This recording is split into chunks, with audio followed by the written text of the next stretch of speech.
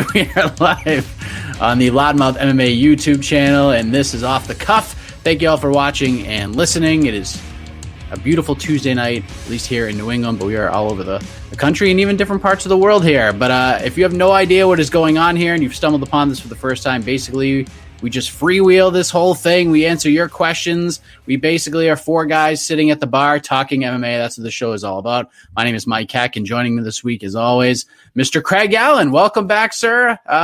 Where's the shades? I thought you had them on before we hit record, and there they are. What's up, buddy? It's been a long week away from Off the Cuff. And listen, it was an explosive episode of Between the Links last night. I'm still very upset at Mike Heck's pen. Mike Heck's pen making worse decisions than Joe Solis at this point. But other than that, I'm glad to be back on the show. I love doing Off the Cuff. It's a lot of fun, and we don't have to go too hard in the paint. So I probably won't need these sunglasses, but yeah, really looking forward to it. Got Mr. Loudmouth himself. He is also back after a short hiatus. For you might have found his work or listened to him and Frederick Kirby on the Not Safe for Work podcast. It is pretty epic. Kyle Steele, how are you, sir? Well, hello. I was about to say he has to keep the shades off till he comes after me for some ungodly reason. You know, just it's a friendly show. Like you said, friends sitting around at the bar. You know, and here comes Craig Allen coming in hot. So I guess we'll see what happens. And of course, I usually drink in the parking lot, Kyle, so I'm coming in hot to the bar, man. Yeah, he plays Christian League hockey, so yes, he's drinking beers in the parking lot. There's no doubt about that. And you know him from a million different websites covering the sport. We have Drake Riggs back on the show. How are you doing, sir? I am good, Mr. Heck. The boys are back in town with us this time. Good to see them. Good to have the bar ready to go here. I'm excited. I am excited as well. We got UFC 248 coming up on Saturday. UFC Norfolk is behind us. And like Craig said, it was a pretty explosive episode of Between the Links. We talked quite a bit about UFC Norfolk, but one thing we didn't really talk about on Between the Links last night, that was a big talking point from that event, was the chaos that was Ion Cutelaba and Magomed Ankalaev. I mean, those two were already going at it during the introductions, and then less than 40 seconds after the fight started, it was over. Now, you've all seen this fight at this point, whether on Twitter or, during the broadcast. Cutelaba, got a bunch of head kicks thrown at him. Looks like he was playing possum, some rope-a-dope even, and Kevin McDonald, the referee, steps in and stops the fight. And Kevin is getting absolutely crushed for this on social media. But Drake, I'm curious. I want to start with you on this one. For years, the thing people say all the time, and it's become cliche at this point, is, the big difference between boxing and MMA is that, the referee, they err on the side of caution, and they're there to protect the fighters so nobody dies or no one gets seriously injured. And whether Cutelaba was playing possum or not, Drake, can we put all the blame here on Kevin McDonald? No, not all of it, because, Cutelaba is using, that is his excuse. I don't know if you want to call it an excuse necessarily, but that he was playing possum. I still think that he was slightly hurt because Ankalaev was landing on him, and I think Ankalaev was most likely gonna win that, no matter what I picked him and everything. I mean, of course, Cutelaba could have still landed something. He was throwing literally as McDonald was breaking it up. So I would probably put it 80-20, 80 in favor of being on McDonald. But yeah, I mean, it's such a weird situation. We talked about it right after in the recap show, but yeah, it's just weird too, because Kevin McDonald, I think he's generally a pretty consistently average ref. No one says he's the best or anything, but no one says he's the worst either. He's the perfect middle guy, but then it just takes one little mistake and he's just destroyed. So I think the blame is rightfully more on him, but at the same time, man, doing that kind of, playing possum technique, you're gambling big time if that's actually what you're doing, especially in a sport like this where you can't take an A count or, take some time off on the ground or something like that in boxing. So, yeah, it's more on the referee, I would say. Kyle, what do you think? Drake's giving it 80% to Kevin McDonald. What do you sort of give it in terms of percentage here? I mean, I would. Yeah, I'm not even close to blaming him that much. My thing is there's already precedent for stopping fights while on the feet. If that was the first time it had happened, then I think I would be a lot more upset. And I think as upset as people are, I think that would be warranted. But this is not the first time a fight's been stopped on the feet. The second thing was, I think it's a mix between playing possum and rocked. I think I'm where Drake is. I think he absolutely was rocked a little bit, and I think he was playing it up to try to goad him into doing something. If you're watching it, it looks like he is out on his feet at one point. I mean, if you watch that, I mean, he looks like he's just, and again, I think he's playing possum, but if that's not what Kevin McDonald thought, he's going to have to go with that. Like, it looks like he's completely out. You're getting ready to be, he's just swinging these wild overhand shots.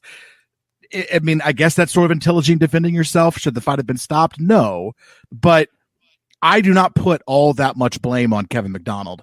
If Ian Cutelaba was truly playing possum, well, what's the saying? Like, do stupid things, get stupid prizes. Is that, however, something along those lines, right? Like, I love that thing. I love that line. It's true. If that's really what you were doing, then, well, congrats. This is what you get. If he was rocked, the fight was stopped a little too early, sure, but not to the degree that people are just blasting Kevin McDonald for. I don't think it was all, I would say 30-70.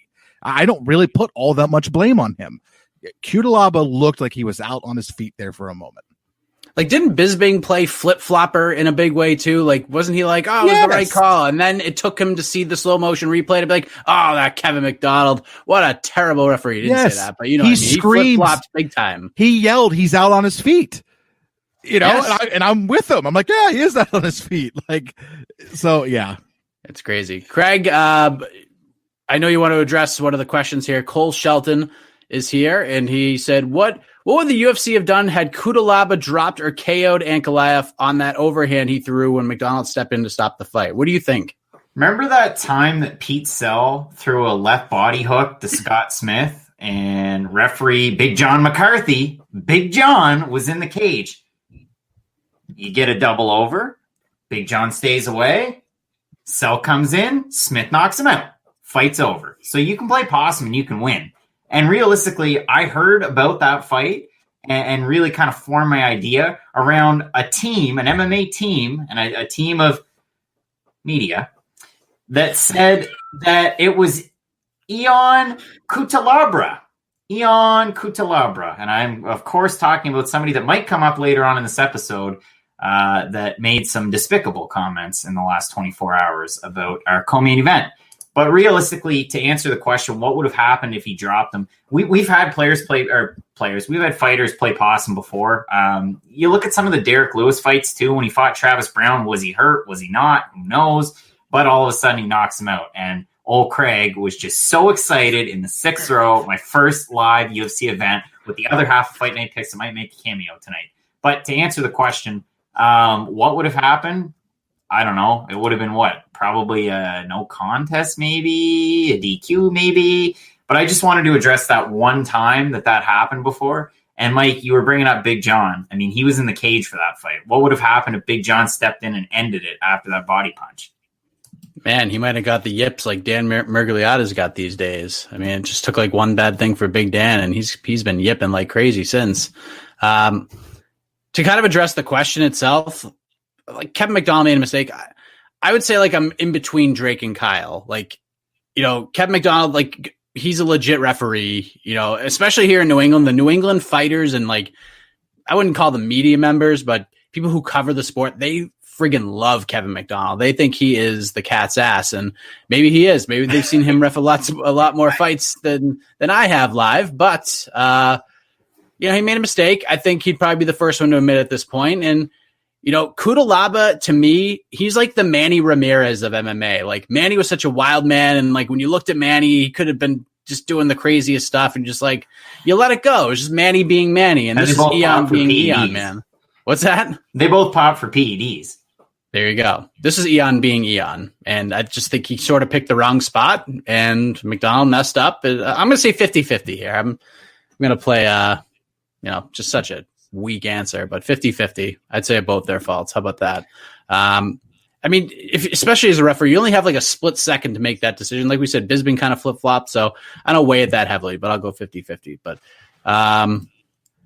JHK, fresh off his Between the Links performance, and McDonald was thinking about that drive-through like Kyle is right now. Cut him some slack. All right. So this is Can I kind of answer Cole's question real quick, because yes, I feel like nothing would have happened, because once it's stopped already, then that's usually like they're like, oh, we can't do anything about it. Once it's officially called, it's still going to be that TKO anyways. Maybe that's not true. I forget something. What about when Kutalaba went across the cage and they had that whole hug him but push him away and everybody got involved? Like what? Well, I was going to say, what about our boy Mirab? How do we pronounce his name? Devashalevi. He lost. Devashalevi. Where the fight ends, and then all of a sudden he gets told that he lost because he was actually out, even though that wasn't the call that was there in the octagon. So things can change after. No. That was a tricky thing. Yeah. Anything else you want to add to that, Drake? I don't know. It depends on how quickly it happens, I guess. Because I think of like the Dvalishvili one with Ricky Simone. There was also Amy Montenegro and oh man, I'm trying to remember who the other person was. But in Invicta, there was a very similar situation where Montenegro was totally out. It was like a triangle or a guillotine or something. Very similar up against the cage, and Montenegro was like out worse than Dvalishvili was, and she ended up winning the fight anyways, even though she was like clearly out. This was after the bell. So, I mean, that's a very similar situation. I don't know if we've ever seen it, with strikes like that. Obviously, we've seen people hurt after like the bell. There's Holly, there's Mendez against Aldo. But actually, like a straight up KO, I've never seen anything like that. So maybe that would be a different situation. But then it feels kind of double standardy if we've done it with these submissions where people have been allowed to still win even though they've been submitted and then not. We've kind of seen that, in both ways now. I mean, it didn't happen, so it's kind of just a total hypothetical fantasy thing to think about. But I don't know. I just wanted to add that sort of. Yeah, run this thing back. I can't wait to see it again for more than 36 or 38 seconds. So I got some questions about some of the winners from Saturday night. So I want to throw a few names out there and see if you thought that with their wins, their stock rose a little, rose a lot, or not at all with their wins. So Craig, I want to start with you here. Grant Dawson. A lot happened with Grant Dawson. Very bumpy road to get to Norfolk. Of course, he missed weight, but he had a second-round submission. It's a pretty dominant one-sided win for him. How much did his stock rise, in your opinion, if at all? Mike, question for you. How loud was the pop for him after he won? You could hear crickets. Nobody gave a rat's behind in that arena. Nobody cared at home because he missed weight. Everybody wants to see the trilogy of a booking against Chaz Skelly. So his stock didn't rise whatsoever. Kyle, what do you think? Listen, I could not have said that any better myself. And in the words of Mike Heck, Craig Allen, that answer was the cat's ass. We are just like dad joking all over the place. We are clicheing like it's going out of style. Drake, what do you think? Do you agree with these gentlemen? Yeah, I think this is the first time we're all completely in agreement here, unless you have something different, Mike. And also, I want to say it was Celine Haga. That's what I was thinking of. I'll say it rose a little. All right, I'll change things up a little bit. Like I spoke with him yesterday. He said it himself. Like it was his job to essentially go in there, making weight or missing weight doesn't really matter. His job was to go in there and treat a guy that was making his UFC debut on 9 days' notice accordingly, and that's what he did. So, I mean, it's hard for your stock not to go up at all when you finish somebody. So I think it has to go up slightly. It's kind of like The Price is Right when you have the little yodeling guy. He just kind of goes up, like 2 or 3 spots. I think that's where Grant was. He's not at the $10,000 prize yet, but he probably won somebody like $400 or $500. But that's fair. Kyle, back to you. Kyler Phillips. What's his stock looking like in your opinion? Did his stock rise a little, a lot, or not at all after Saturday night? I mean, I would say if we're comparing him to Grant Dawson, I would say it increased, but it's not like I'm on Twitter pretty much all day, every day, and I'm not seeing a whole hell of a lot. So maybe a little bit of a bump, but not much. Drake. Yeah, I think it did. I mean, especially within like the UFC, and I mean, just hardcore is advantage. Maybe they're not talking so much about it, but I mean, that was a really good performance, man. I think that he definitely caught the attention of people, especially, more than Grant in the audience. He put on a pretty good show. I thought it was a very solid performance. Really, it was something more memorable, I think, than Grant's win, if we're going to compare those two again. But I think definitely his stock did rise just from my, his career and business standpoint. People are going to want to see like what's next for him. More than Grant, I think, after those performances, not to compare again, but it's just right there. I'll say it rose quite a bit. I mean, like Drake said, I thought it was a great fight. It was a great performance. He's very well rounded, got an extra 50 Gs. I didn't know at times if it was Kyler Phillips or Hacksaw Jim Duggan, the Norfolk crowd chanting USA during the fight. And he might have the best hair in all of MMA. Now, especially in the UFC, now that, what's his face? Theodoro? Yeah, Elias Theodoro. Jesus Christ. Now that he's gone, Kyler Phillips has to be right up there. But definitely a big riser, in my opinion. I wouldn't say he went up like 15 notches and he's like the biggest star in the sport right now, but he definitely got a bit of a jolt, in my opinion. Craig, do you agree with me and Drake or Kyle? He hadn't fought in over a year. He had competed on The Ultimate Fighter. He competed on Dana White's Contender Series. Now he's in the UFC. He wins Fight of the Night. He wins the fight 30-27. He outstrikes his opponent almost 3-1. This guy, his stock rose just about more than anybody on this card. And I would be hard-pressed to find somebody whose stock rose more. Megan Anderson, Felicia Spencer, you're going to make the case that, hey, one of them might get a title shot. But realistically, I'm looking at all the winners here. And apart from maybe Spike Carlisle, this is my guy. Like, Kyler Phillips looked awesome. All of a sudden, he inserts himself into a conversation he wasn't a part of before. And he takes on a guy who is the brother of the eternal prospect, Eric Silva. Like, Eric Silva can do no wrong. And neither can Gabriel Silva.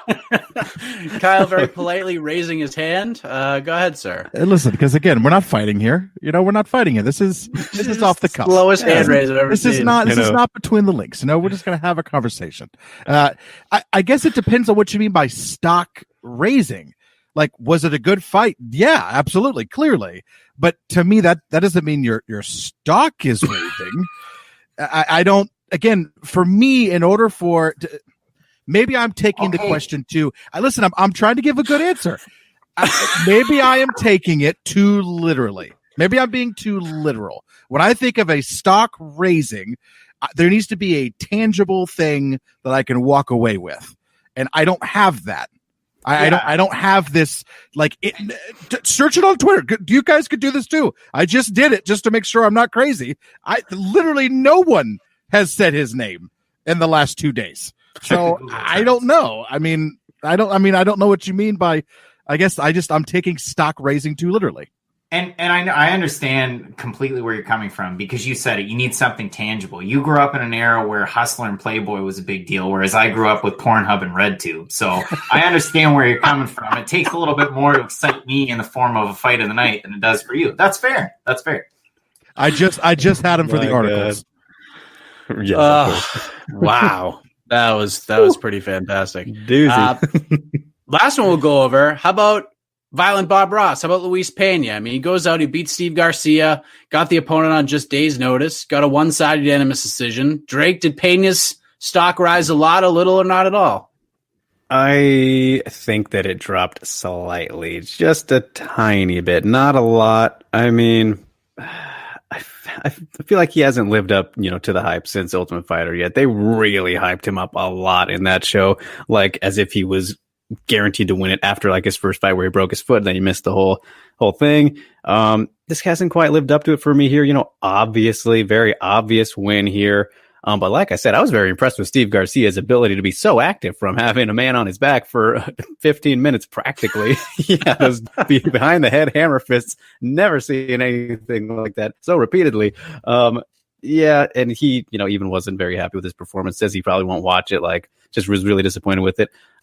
He got the job done. He won, but it was in the most, I don't know how to describe it. Just he got the win essentially. That's pretty much all you could say about it. Did what he had to do.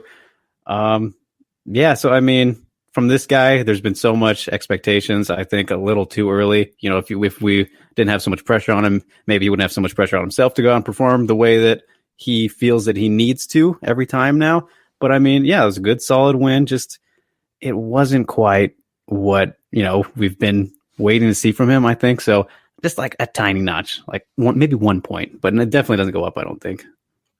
Cole, I guess, agrees with Kyle. He said, if Kyler Phillips' stock rose the most, we need to admit I got robbed on Between the Links by getting eliminated, saying UFC Norfolk was just a card. I stand by that stance after the conclusion of it. But we're talking. Did you think we'd have this much to talk about coming out of that UFC Norfolk card? Absolutely not. So I think I was right, saying that this card was going to surprise a lot of people, and good Lord, did it surprise people. I'm the winner. I won Between the Links. Here's the Pena thing. Like, it depends on which lens you look at it. Like, if we're looking at it through Craig's hot take shades, then I'm probably with Drake here. Like, it probably dropped a little bit. But if you look at it from sort of Kyle's perspective, like if you go on Twitter and Google and search Luis Pena's name on Twitter, you're probably going to see his name all over the place, especially with everything that happened with, meeting his biological brother and the whole thing with his family. He's like a walking advertisement for Ancestry.com right now. Like, it's pretty amazing. They should be paying him a whole bunch of money, for basically using their service and connecting with his family that he never had before. Like, he knew it was out there and now he's got him. Like, that's a pretty cool story. That was talked about a lot. That was a trending subject coming out, at least for a positive news story anyways. But performance-wise, not very much. But in terms of how people are viewing him and how many people probably watch videos, including him, I'd say his stock rose quite a bit. You got the finger up there, Drake. I also want to add Steve Garcia, short notice replacement also. So, I mean, take into that consideration if you expect him to do better in that situation or worse, so. Yeah, I would agree with you on the performance, though. Kyle, what do you think? So, yeah, I'm you, Mike. I'm where you think I am, which is I would say his stock rose, but I don't think it was some astronomical thing. But yeah, the big thing for him, 100% agree with Drake. Has he lived up to his expectation? Absolutely not. The problem is the expectation he was supposed to live up to. Not very few people would be able to live up to that. So I don't really hold that against him, but he's winning. And that's what matters. At the end of the day, if you have a high expectation, even if you're not living up to it, you just need to keep winning.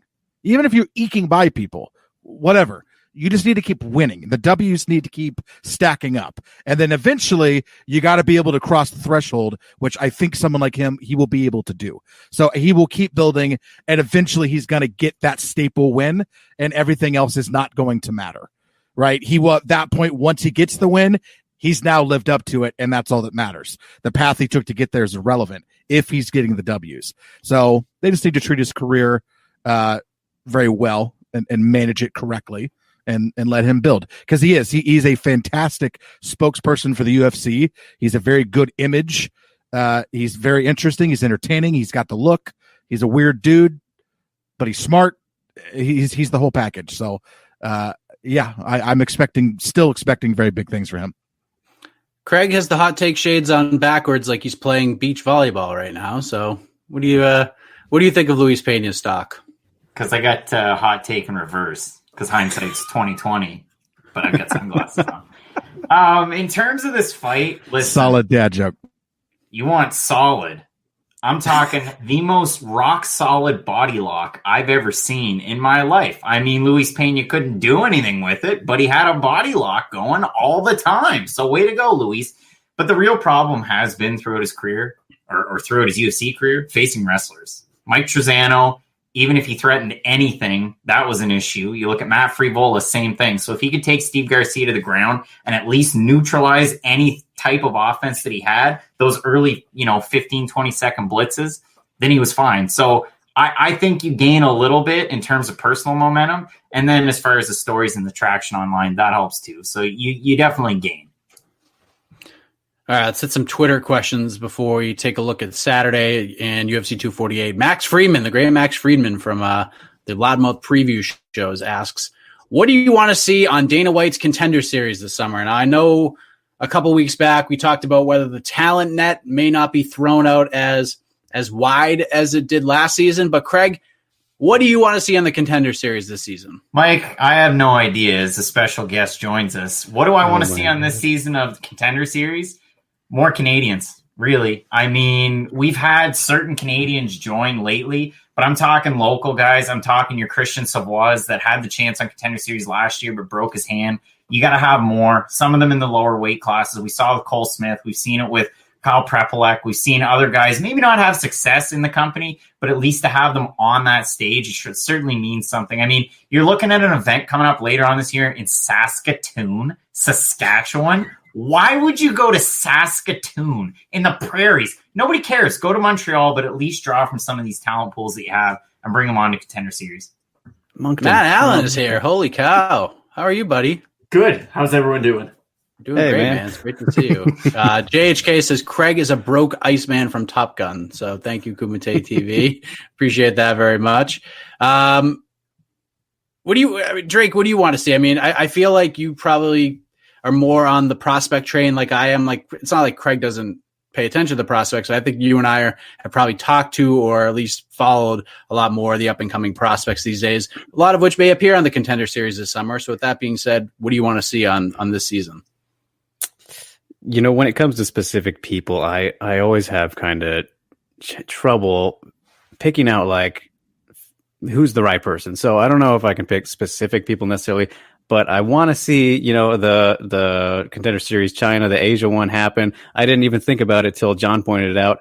Whenever he did, was it when we talked to him or, you know, on Between the Links when he said, you know, that's on hold now because of the virus. That completely slipped my mind for some reason. But yeah, that's a great point. So now we probably won't get to see it for a good while now, but that's something I hope to see him do. Whether they can pull it off here in America, I think it'd be cool to see it, you know, in that PI and over in China and all that stuff. So that's the thing that I, you know, am wanting to see from the upcoming Contender Series whenever that can happen. I mean, that wouldn't have been my answer if I didn't think about that. But yeah, so nobody specific really, because I feel like I'm terrible at picking for Contender Series, just figuring out exactly the right people. But if there's a thing that I want to see that happen in some variation. It's tough because I think Contender Series is so great. Like, you don't want to fix what's not broken. But I guess if I could throw out a couple of things, I would say more developmental deals. I don't think there were nearly enough developmental deals given out last season. Good one, yeah. And the other one is, and I know people have said this for a while, I think John Morgan said it on Between the Links earlier in the year. I'd like to see some current rostered fighters get on there and fight either some of these up and comers or even, you know, have two guys on 2-fight losing streaks, go into the apex. You're in. If you win, you lose, then you're out of it. So like, I hate seeing guys and gals just get released from the UFC, but at least this way, like, you know, if they still like you, you still have a chance to get over that hump and stick around rather than go to the regionals and have to win like 3 or 4 in a row. Like, you know, even that's more Hunters. So if you're like a Julian Arosa or something like that. But I mean, I think I'm reaching here, but that's what I like to see. Kyle, what do you think, buddy? So the reason why the Contender Series works is because it's high stakes, right? We know when we're watching this Contender Series card that more than likely one of these people is going to get called up to the UFC, right? What bigger stakes in MMA are there than that if you go onto this card and everybody knows both guys are walking to the octagon knowing, man, this is, I am so close I can taste it. If I get a huge win here, if I choke this guy out, if I knock this guy out, if I have a spectacular performance, I can go to the UFC right here and now, right? There's no bigger stakes than that. That's why we as MMA fans like the Contender Series. So for me, just ratchet that up. Create more of a spectacle around that concept. I think, Mike, that's a fantastic idea. That's what I was thinking. Have people come down. You're 2-fight losing streak. You're fighting the Contender Series main event. Whoever loses goes home. Whoever wins stays in the UFC.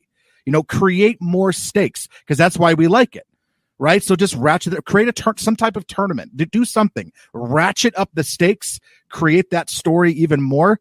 Right? It's why the first 48 is such a good show because when they're doing those negotiations in there, it is such compelling television because of what is on the line, right? Like if this goes wrong, this guy's getting arrested for murder, right? It's the stakes are there. So same here with the Contender Series. Create those stakes, keep ratcheting it up. What's the word I'm looking for? Like, I don't know what the word I'm looking for is, but just ratchet the whole thing up. Like let's make it interesting. John Franklin says we need to do a who would win in a fight segment, since it's 4 guys talking MMA, in this case 5 with Matt Allen joining us. Which he stole from Early Stoppage, which is a great show, by the way, and you should certainly listen to it. It is a great show. I'll take on Craig Light. So we're gonna throw out one before we move on to some other stuff. Like, I don't want to do a bunch of these because we end up getting like 5 or 6 of these. But Kyle, I'm gonna start with you. I think this is right up your alley. Who would win in a fight? Prime Yoel Romero, which is crazy to read since he's fighting for the freaking middleweight title on Saturday. Prime Yoel Romero or Prime Mark Coleman? Okay, so Yoel Romero right now or Mark Coleman in his prime. Yoel Romero, yeah. I mean, I understand Coleman's wrestling was there, but he was not the total package that Romero is. Romero would have won, and there's a weight difference there, but I don't think it would have mattered. So I'll go Yoel.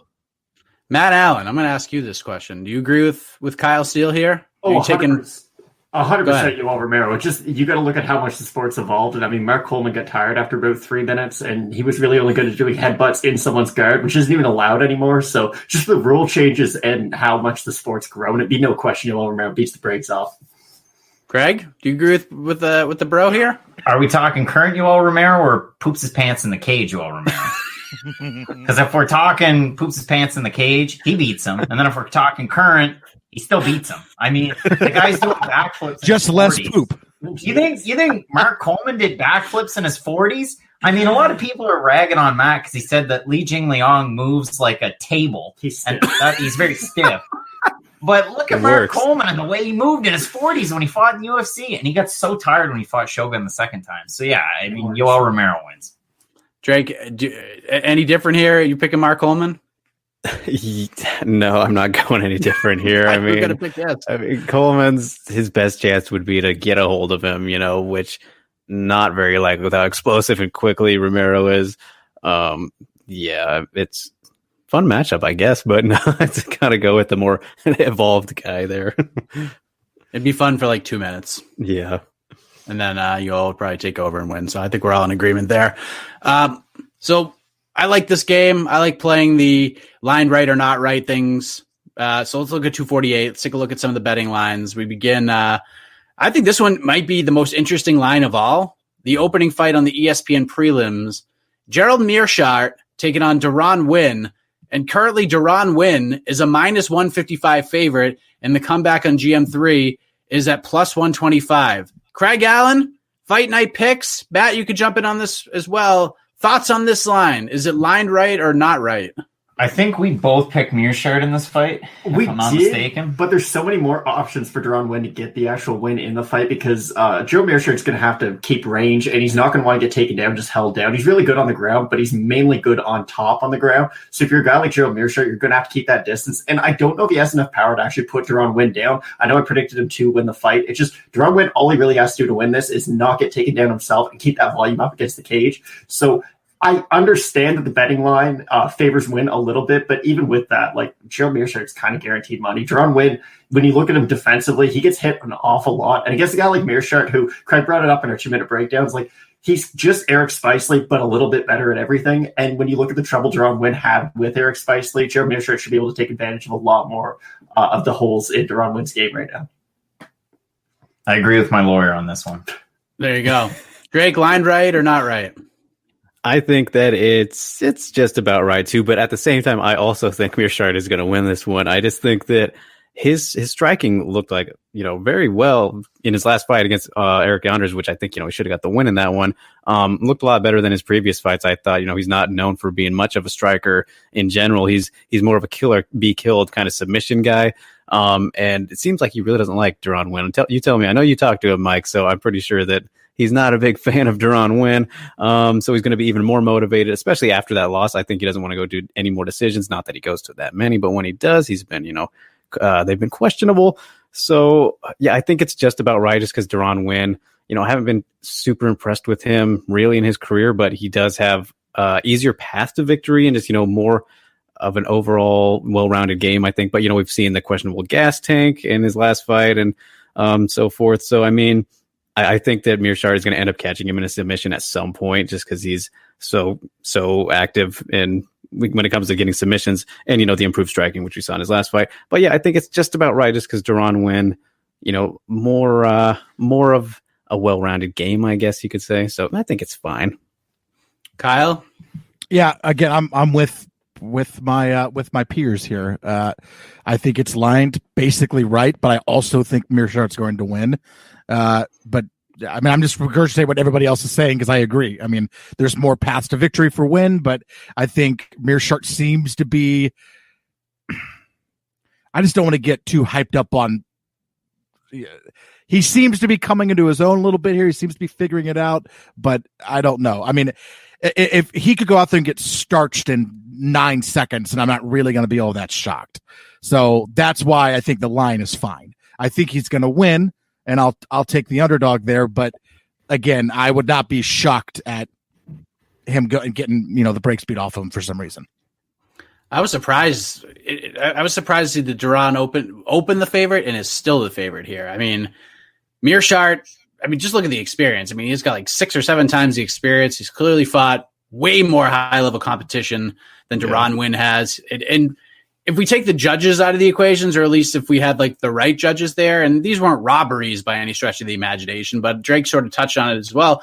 Mearshart should be 7-2 in the UFC right now. Like the Anders fight, I think 80% of the people thought he won that fight. I can't remember the other one off the top of my head, but he should be 7-2 in the UFC if it wasn't for the tough judging. And I think in agreement with all 4 of these guys, from a betting perspective, Gerald Mearshart is as live of a dog as you'd probably find on this card. I don't even know what just happened there.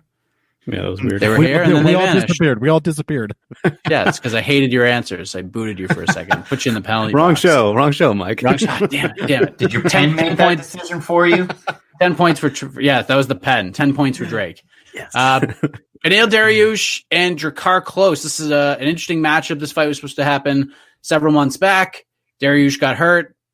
Didn't happen. Now we're running this thing back here. So we get a -170 price tag on Beneil Dariush, comeback on Drakkar Klose. +140, Kyle. Is this right?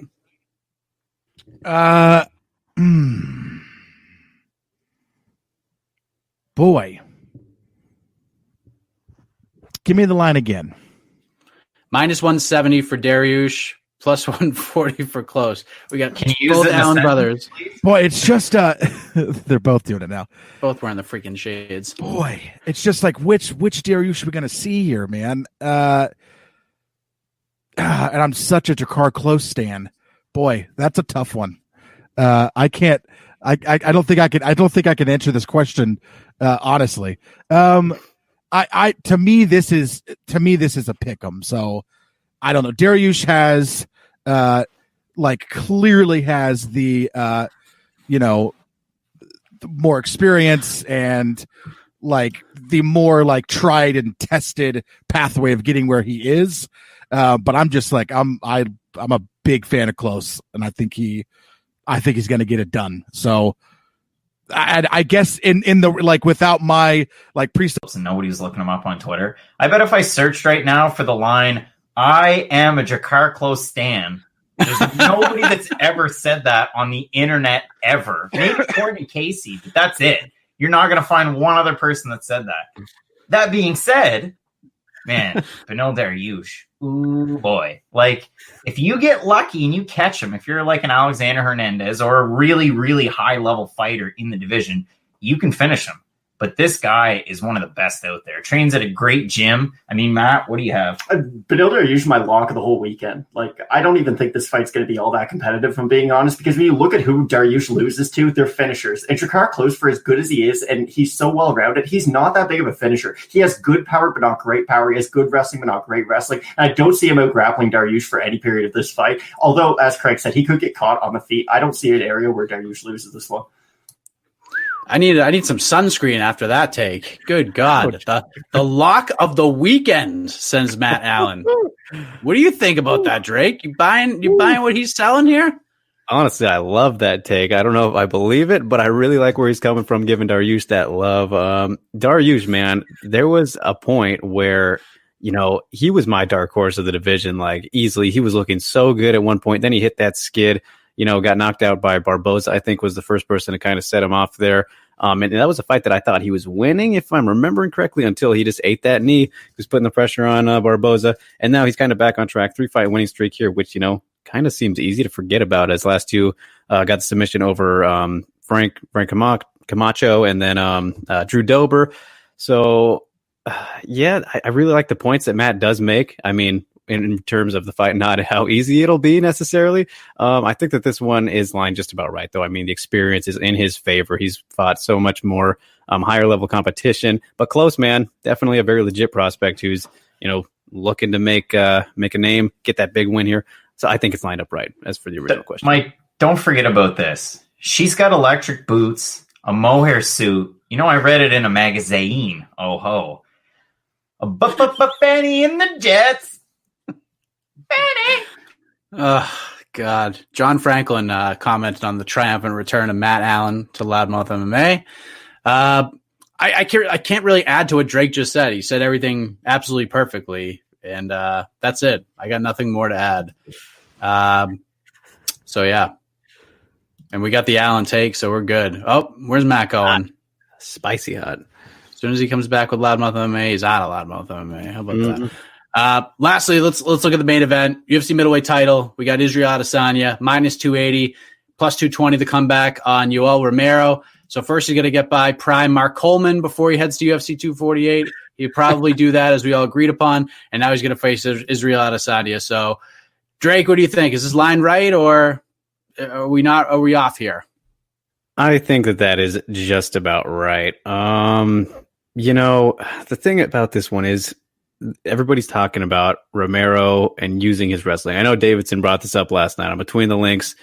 Man, what the last time that Romero used his wrestling was probably the first Whitaker fight, if I'm remembering right. And then it was just kind of been spotty ever since then. He was using it a lot coming up, and then he's kind of fell in love with his striking. Rightfully so, works. He doesn't throw a lot of volume, but he'll explode and just destroy people, melt them into, mush, as we've seen for Rockhold and everybody really. So I don't know if he can do that to Adesanya. I think that he will need to wrestle, but will he? That's the biggest question here, because Adesanya just, arguably the best striker in the sport right now. He's just insanely good at what he does. And his takedown defense is no joke either, but it's just Romero needs to make him think about it. I don't know if he's gonna. I think that because of that, this is fine. I think he should definitely be favored, Adesanya. Not that there's not a way that Romero can win. I just feel like when you look at this and the sample size of what we have from him lately, he's just going to need to land a big shot and hurt Izzy, which, we've really kind of only seen with Kelvin. And I don't know, man. I think that's about like perfect on the odds. It comes down to that wrestling for me. I actually think Adesanya should be favored more in this fight, so I don't think it's right at all. Like I just think Adesanya right now has all the momentum. He's the champion. He's knocking on the door of something huge. And even scarier is that his best days are ahead of him. Like this is not the best Israel Adesanya that we've seen. He's only going to get better. Romero, that's a bad, bad man.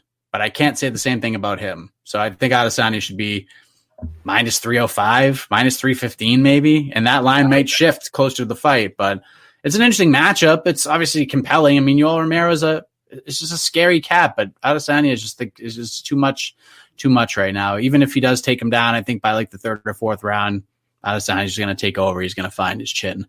Craig Allen, what do you think, buddy? Mike, you want to know something crazy? You guys wanted these fun facts here. Yay!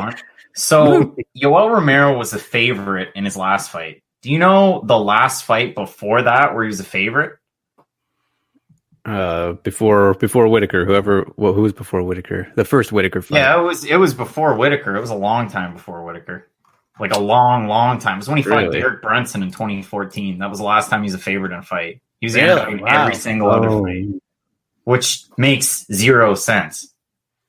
I mean, look at there. He fought Jacare at the time. That one makes sense for him to be not favored in that one. I mean, maybe closer, but I want to look at his record now. Go ahead and look at his record. I'll wait. Okay, we got Weidman. Okay, he should not have been against Weidman. Machida? No way. Against Kennedy? You're telling me Tavares was favored over him, Craig? According to Tapology, plus 135.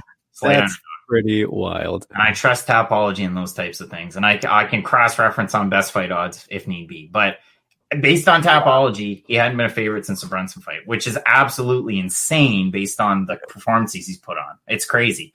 Do I agree with the line? Yeah, I'm fine with it. I think Adesanya wins. There's always that fear of the unknown, but we also have to kind of take a step back. UFC, what do you want to call them? Media juggernaut. This guy's 1-3 in his last 4 fights, and he's lost 2 in a row. So give me a break.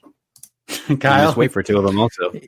Yeah, and he's not even the person that's supposed to be fighting for the title, right? I mean, this isn't. I'm cool with this fight, and Adesanya did not need to take it, so kudos to him for taking a fight that is, this is a scary fight.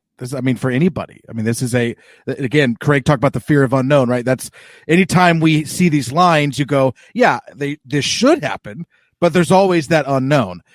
With Yoel Romero being involved, that unknown gets ratcheted up a little bit, right? So it's a very scary fight. The odds are just fine. I'm with Mike. They could even be a little higher for Adesanya, but ultimately anything can happen, and this seems like one of those fights where that's that much more true. So I hope we're not sitting here next week with a new champion, because I think Adesanya is the cat's ass.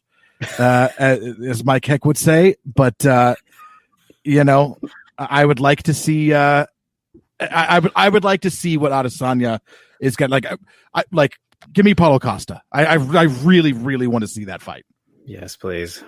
Yeah, Cannonier's there. There's a and you know what? I wish we had 5 or 6 helpings of Drakkar Close every year too. That's right. John Franklin, dear Drakkar, you still ain't called or wrote. I hope you have a chance. I ain't mad. I just think it's fucked up you don't answer fans. Love, Kyle. Well done. Well done.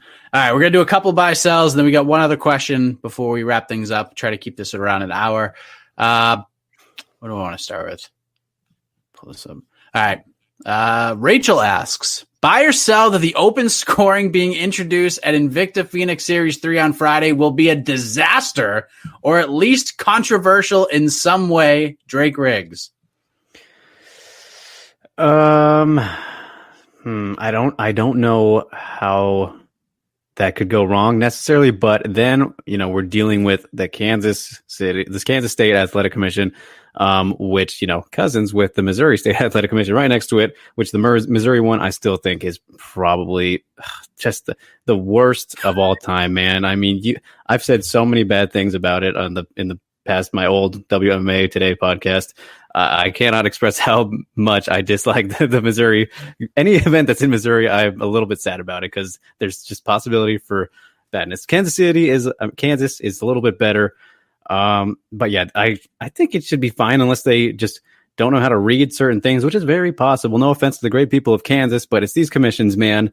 They are just people hate on Texas lately because it's the hot topic. But if you go back and watch some of the old Invictus coming up, just some of the worst decisions of all time. Like I mentioned on one of these episodes, that Jandaroa Mizuki one, worst scorecard I've ever seen. I don't care any other you bring to the table. Maybe, there's Pearson and, Sanchez, of course, but Invicta has had a lot of very poor scorecards. Okay. So, the only thing I think of going wrong would be them misreading things or putting out the wrong stuff, and then it's read and everyone's like, wait, what the fuck? I thought it was this.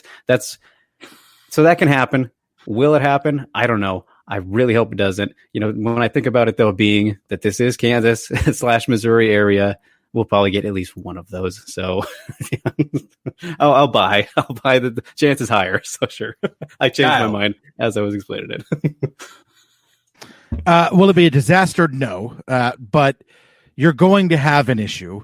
First of all, even if you don't have a real issue, MMA fans will invent one out of thin air to give themselves something to talk about. So no matter what, there's going to be some type of an issue. But just naturally speaking, there's going to be something that goes wrong. It's the nature of the beast. You're doing something new or newer, and something's going to probably happen. At least I would imagine.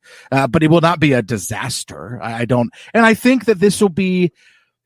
I think the open scoring concept, works well for that type of promotion, or just not the UFC or not Bellator. I wouldn't want to see it tested there.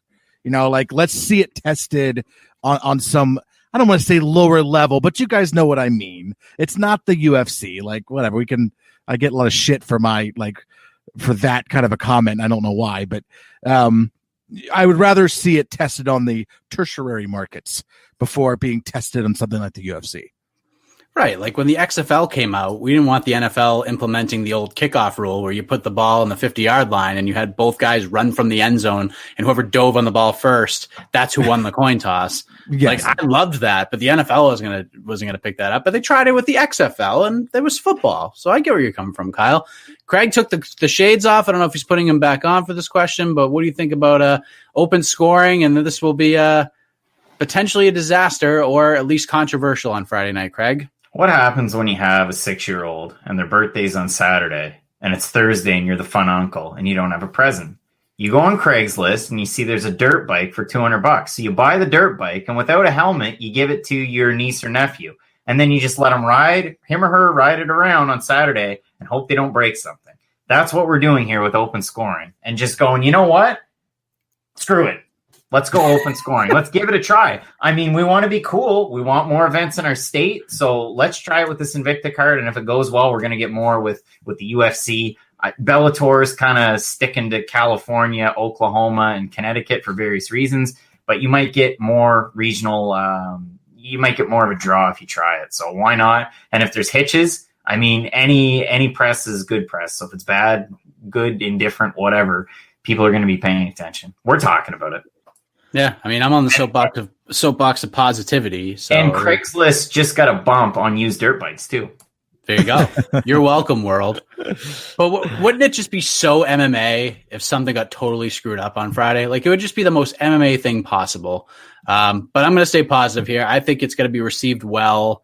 I think there'll still be some questions after the fact, but I think it'll all go smoothly. I don't know how you can really screw that up. I mean, if the judging's bad, it shouldn't be a disaster with open scoring. At least the fighters already know that the judges suck ahead of time. So I just wanted to add real quick on that too. I'm going to change. Actually, it's not going to be a disaster. I mean, we got to remember that I think I'd have to look at the card, but there's going to be like only 4 fights that are going to be doing this because the other ones are going to be 1-rounders. So that lowers the chance even more. If they screw it up, then it'll be really bad. But just because the odds are a lot less because of that, we'll only see it a small sample size. So the next event will be a better gauge here.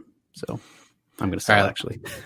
Last buy or sell, and then we have one more question. Then I know Craig's got another show to do. Buy or sell, you danced for joy like the 2 cousins on Perfect Strangers, Kyle, when you found out that Ryan Hall finally has a fight. Who's this question from? Whoever it is, why do they know me so well? Are you a Perfect Stranger fan? It says Josh.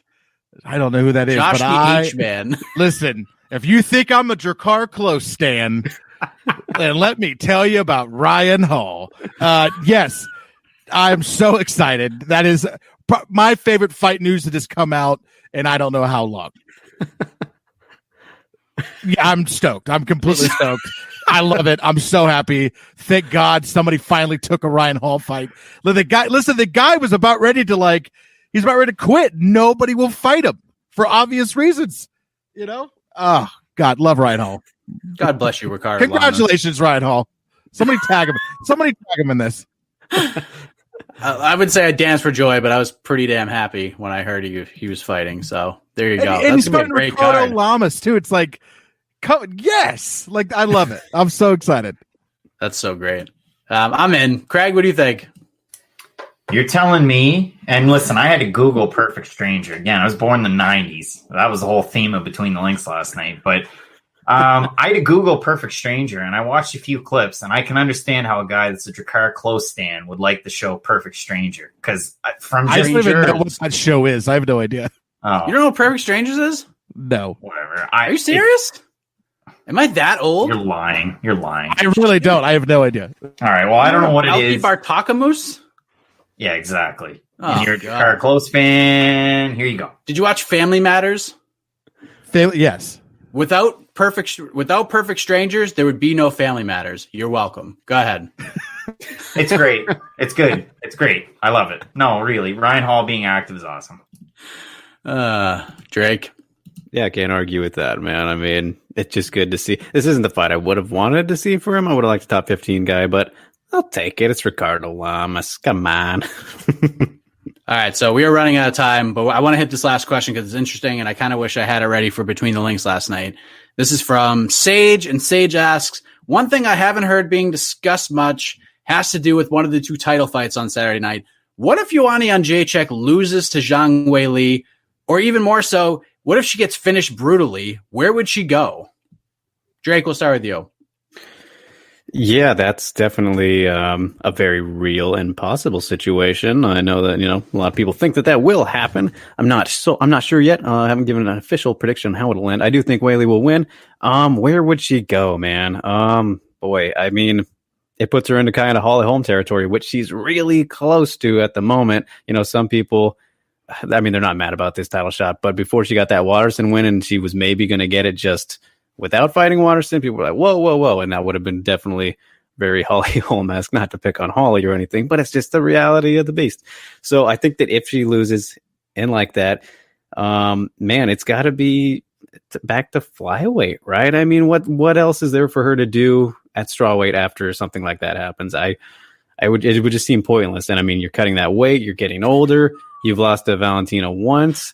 I can't wait to hear what Craig has to say. But yeah, I think, it's got to be flyweight. She could probably get a flyweight title shot after 1 or 2 wins, again, to try and rematch Valentina, because, hey, then they can say that they fought, 5 times now if they make that rematch.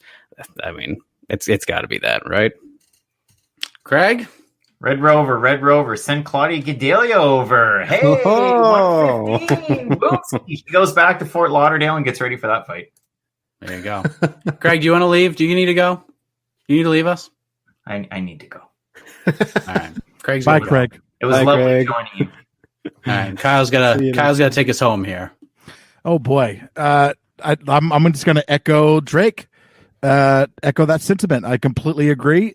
First of all, I don't know if "what if" is the right beginning to that question. That's I mean, I'm not going to say that is what's going to happen, but like, I don't know, "what if" is a little too, like, it seems more likely than "what if." I think there's a little bit more leaning toward that happening. Yeah, and listen, Drake won't pick on Holly Holm, but boy, I will. You love Holly Holm. She's already, I mean, she's pretty close to that territory, which means when she loses, she will just then go fight Shevchenko for the belt. Next fight, guaranteed. Period. If that is how you truly know that she has entered into Holly Holm territory.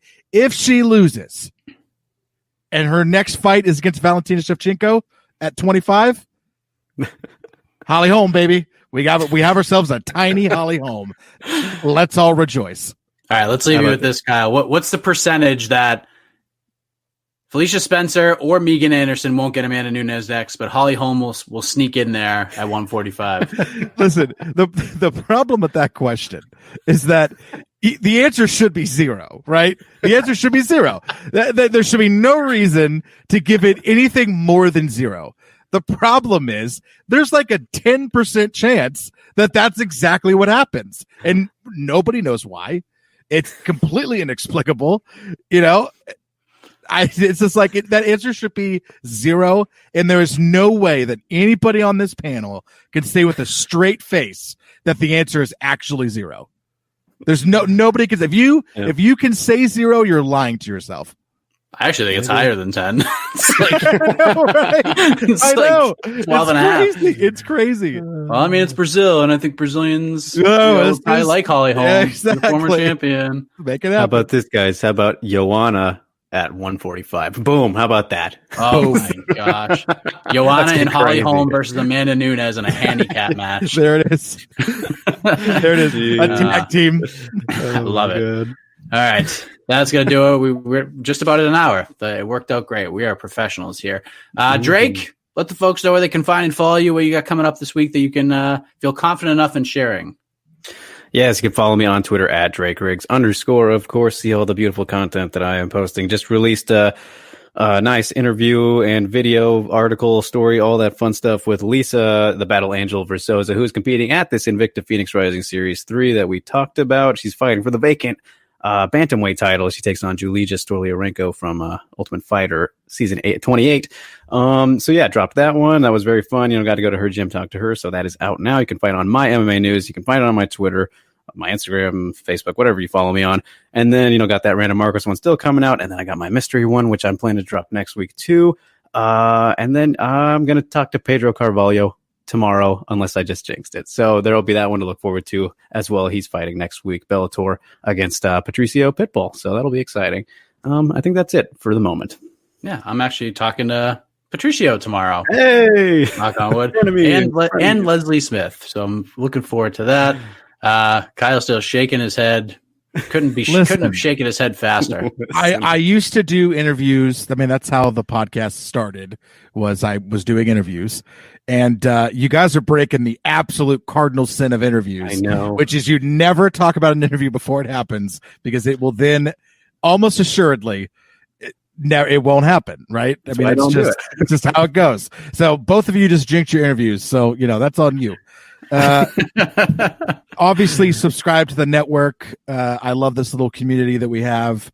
I truly think that we are one of the best, if not the best MMA podcast network that's around. I would put us toe to toe with every single, even the major networks that exist. I would put us toe to toe with them. I really do think we have fantastic content. I also want to push, just for a second, I don't really push this very often, so I do have another podcast. I have a movie podcast called The Movie Review Hour. Please search it up. We're in season 3 of the podcast. The first part of season 3 is all the Star Wars movies. So, if you're into that kind of thing, season 1 was Nicolas Cage. Season 2 is Sandra Bullock. So if you're into that, it's a funny podcast. It's not serious. I would love more listeners from the MMA community to cross over into that. So Movie Review Hour, it's wherever you listen to a podcast. Excellent. Yeah, follow me. You see my Twitter handle right there. Go ahead and do that. Subscribe to this channel. Subscribe to my channel, youtube.com/MikeHackMMA. I got a conversation with Grant Dawson, conversation with Jamal Emmers, got a conversation with Gerald Mearshart up there ahead of UFC 248. I talked to Kyler Phillips today. That'll be up probably sometime tomorrow morning. A couple other things in the works as well. I mentioned 2 of them already. So, and that's it. We're going to get out of here. Enjoy the fights this weekend. Make sure you subscribe to Loudmouth MMA Podcast Network, wherever you find your favorite podcasts, Apple Podcasts, Stitcher, SoundCloud, Spotify, wherever. And that's it. No need to be scripted. Got to go off the cuff, bro. Later. That was terrible.